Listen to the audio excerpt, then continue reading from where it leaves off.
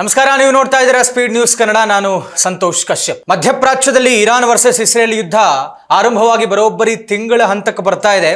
ತಿಂಗಳಾದರೂ ಕೂಡ ಯುದ್ಧ ನಿಲ್ಲುವಂತಹ ಯಾವ ಲಕ್ಷಣವೂ ಕಾಣಿಸ್ತಾ ಇಲ್ಲ. ಶಾಂತಿ ಸಂಧಾನಕ್ಕೆ ಎಲ್ಲ ಹಸ್ತಗಳನ್ನ ಚಾಚ್ತಾ ಇದ್ರೂ ಕೂಡ ಒಂದು ಕಡೆ ಇರಾನ್ ಒಪ್ತಾ ಇಲ್ಲ, ತನ್ನದೇ ಆದಂತಹ ಒಂದಷ್ಟು ಷರತ್ತುಗಳನ್ನು ವಿಧಿಸ್ತಾ ಇದೆ. ಅಮೆರಿಕ ಅಧ್ಯಕ್ಷ ಟ್ರಂಪ್ ಅವರಂತೂ ಕೂಡ ಒಂದು ರೀತಿಯಲ್ಲಿ ಬಹಳಷ್ಟು ಒತ್ತಡವನ್ನು ಹೇರ್ತಾ ಇದ್ದಾರೆ ಯುದ್ಧವನ್ನು ನಿಲ್ಲಿಸಬೇಕು ಅಂತ. ಆದರೆ ಎಲ್ಲೋ ಒಂದು ಕಡೆ ಟ್ರಂಪ್ ಅವರಿಗೆ ಅಮೆರಿಕಾದಲ್ಲೇ ಆಡಳಿತಾತ್ಮಕವಾದಂತಹ ಹಿನ್ನಡೆ ಆಗ್ತಾ ಇದೆ ಅನ್ನುವಂಥ ಮಾಹಿತಿ ಬರ್ತಾ ಇದೆ.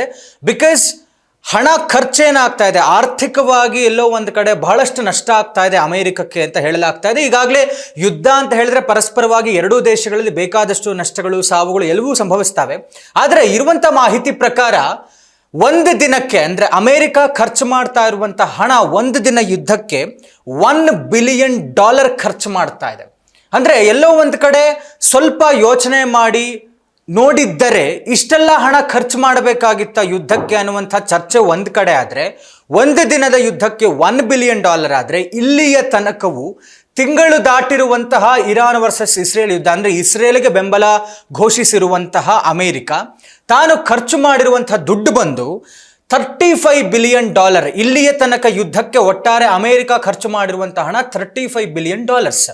ಹೀಗಾಗಿ ಆಡಳಿತಾತ್ಮಕವಾಗಿ ಇಷ್ಟೆಲ್ಲ ಬೇಡ ಆಗಿತ್ತು, ಇಷ್ಟೊಂದು ತೀವ್ರವಾದಂಥ ಹಂತಕ್ಕೆ ಹೋಗೋದು ಬೇಕಾಗಿರಲಿಲ್ಲ ಅನ್ನುವಂಥ ರೀತಿಯಲ್ಲಿ ಟ್ರಂಪ್ ಅವರಿಗೆ ಅವರದ್ದೇ ಜಾಗದಲ್ಲಿ ಅವರದ್ದೇ ದೇಶದಲ್ಲಿ ಹಿನ್ನಡೆ ಆಗ್ತಾ ಇದೆ.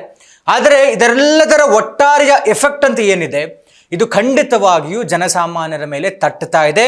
ಪ್ರಮುಖವಾಗಿ ನಾವು ಇತ್ತೀಚಿನ ಹಲವು ದಿನಗಳಿಂದ ಹೇಳ್ತಾ ಇದ್ವಿ, ದಟ್ ಇಸ್ ಪೆಟ್ರೋಲಿಯಂ ಪ್ರಾಡಕ್ಟ್ಸ್ ಇರಬಹುದು, ಅಡುಗೆ ಅನಿಲ ಇರಬಹುದು, ಎಲ್ಲದರಲ್ಲೂ ಕೂಡ ಹರ್ಮೋಸ್ ಜಲಸಂಧಿಯನ್ನು ಅವರು ಹಿಡಿತಕ್ಕೆ ತೆಗೆದುಕೊಂಡ ಮೇಲೆ ಅದಕ್ಕೂ ಒಪ್ಪಂದ ಆಗಬೇಕಾಗಿತ್ತು. ಬಟ್ ಸ್ಟಿಲ್ ಈ ಮಧ್ಯೆ ಭಾರತಕ್ಕೆ LPGಗಳನ್ನು ಹೊತ್ತಂತಹ ಹಡಗುಗಳು ಬಂತು.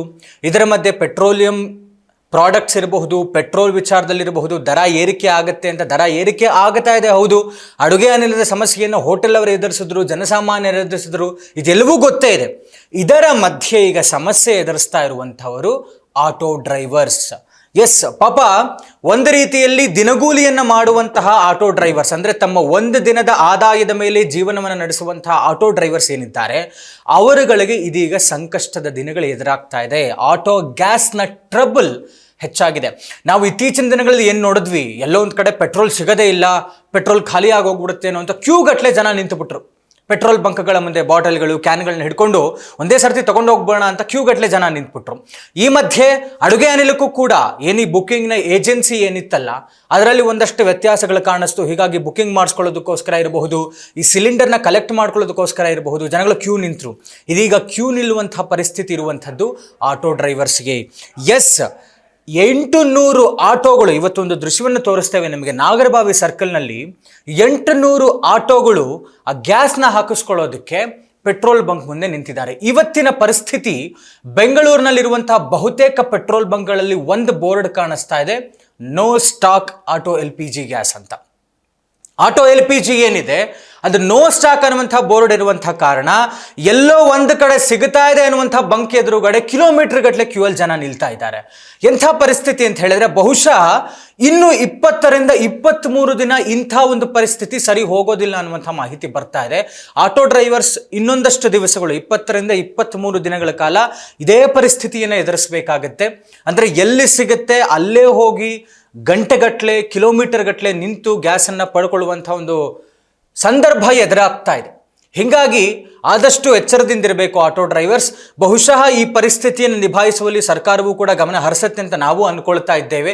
ಹಾಗೆ ಈ LPG ಅಡುಗೆ ಅನಿಲ ಇರಬಹುದು, ಪೆಟ್ರೋಲಿಯಂ ವಿಚಾರದಲ್ಲಿರಬಹುದು, ಇದರಲ್ಲಿ ಹೇಗೆ ಸರ್ಕಾರ ತನ್ನ ನಿಲುವನ್ನು ತೆಗೆದುಕೊಂಡಿದೆ, ನಿರ್ಧಾರವನ್ನು ಯಾವ ರೀತಿಯಾಗಿ ವ್ಯವಸ್ಥೆ ಮಾಡಿಕೊಳ್ಬೇಕು, ನಾಗರಿಕರಿಗೆ ಸಮಸ್ಯೆ ಆಗದೇ ಇರುವಂಥ ರೀತಿ ನೋಡ್ಕೊಳ್ಬೇಕು ಅಂತ, ಅದೇ ರೀತಿ ದಯಮಾಡಿ ಸರ್ಕಾರ ಆಟೋ ಡ್ರೈವರ್ಸ್ ಕಡೆಗೂ ಕೂಡ ಗಮನ ಹರಿಸಬೇಕು. ಆಟೋ ಡ್ರೈವರ್ಸ್ ಇವತ್ತಿನ ಪರಿಸ್ಥಿತಿಯಲ್ಲಿ ಇನ್ನುಳಿದಂಥ ಇವತ್ತಿನಿಂದ 23 ದಿನಗಳ ಕಾಲವರೆಗೂ ಕೂಡ ಈ ಒಂದು ಆಟೋ LPG ಈ ಗ್ಯಾಸ್ ಸಮಸ್ಯೆಯನ್ನು ಏನು ಎದುರಿಸ್ತಾ ಇದ್ದಾರೆ, ದಯವಿಟ್ಟು, ಯಾಕೆಂತಂದರೆ ನಿಮಗೆಲ್ರಿಗೂ ಗೊತ್ತೇ ಇದೆ ಆಟೋ ಡ್ರೈವರ್ಸ್ ಪರಿಸ್ಥಿತಿ. ಗ್ಯಾಸ್ ಇಟ್ಕೊಂಡು ಹೇಗೆ ಓಡಿಸೋದು, ಅದರ ದರವೂ ಕೂಡ ಹೆಚ್ಚಾಗ್ತಾ ಇದೆ. ಈ ಮಧ್ಯೆ ಗ್ಯಾಸ್ ಅಭಾವ ಉಂಟಾಗ್ಬಿಟ್ರೆ ಅವ್ರ ಜೀವನ ನಡೆಸೋದು ಹೇಗೆ, ಇದೆಲ್ಲವೂ ಕೂಡ ಸಮಸ್ಯೆ ಎದುರಾಗ್ತಾ ಇದೆ. ಈ ಮಧ್ಯೆ ಇನ್ನು 2 ವಾರಗಳ ಕಾಲ ಯುದ್ಧ ಎಳಿಬೋದು ಅನ್ನುವಂಥ ಮಾಹಿತಿ ಇದೆ. ಇನ್ನು 2 ವಾರದ ಒಳಗಡೆ ಸಂಧಾನ ಮಾಡಿಕೊಳ್ಳಬಹುದು ಅಂತಲೂ ಕೂಡ ಹೇಳಲಾಗ್ತಾ ಇದೆ. ಒಟ್ಟಾರೆ ನಷ್ಟ ಆಲ್ರೆಡಿ ಆಗಿದೆ, ನಷ್ಟನೇ. ಬಟ್ ಈ ಮಧ್ಯೆ ಈ ದರ ಏರಿಕೆ, ಈ ಥರದ ಅಭಾವದ ಪರಿಸ್ಥಿತಿಯನ್ನು ಎದುರಿಸ್ತಾ ಇರೋರು ಆ ದೇಶಗಳ ಮೇಲೆ ಅವಲಂಬಿತವಾಗಿರುವಂತಹ ಬೇರೆ ದೇಶಗಳ ಜನಸಾಮಾನ್ಯರು. ಹೀಗಾಗಿ ಸರ್ಕಾರ ದಯವಿಟ್ಟು ಬೇರೆ ರೀತಿ ವ್ಯವಸ್ಥೆ ಮಾಡದಂತೆ ಆಟೋ ಗ್ಯಾಸ್ವರೆಗೂ ಕೂಡ ದಯವಿಟ್ಟು ವ್ಯವಸ್ಥೆ ಮಾಡಿ ಅಂತ ಈ ಮೂಲಕ ನಾವು ಆಗ್ರಹಿಸ್ತಾ ಇದ್ದೀವಿ, ಆಶಿಸ್ತಾ ಇದ್ದೀವಿ. ಕಮೆಂಟ್ ಮೂಲಕ ತಿಳಿಸಿ ನಿಮಗೇನು ಅನ್ನಿಸ್ತು ಅಂತ, ಏನು ಮಾಡಬಹುದು ಬೆಸ್ಟ್ ಥಿಂಗ್ ಅನ್ನುವಂಥದ್ದನ್ನು. ಇದಾಗಿತ್ತು ಇವತ್ತಿನ ವಿಶೇಷ. ನೋಡ್ತಾ ಇರಿ ಸ್ಪೀಡ್ ನ್ಯೂಸ್ ಕನ್ನಡ, ಸುದ್ದಿ ನಿಮ್ಮದು, ವೇಗ ನಮ್ಮದು.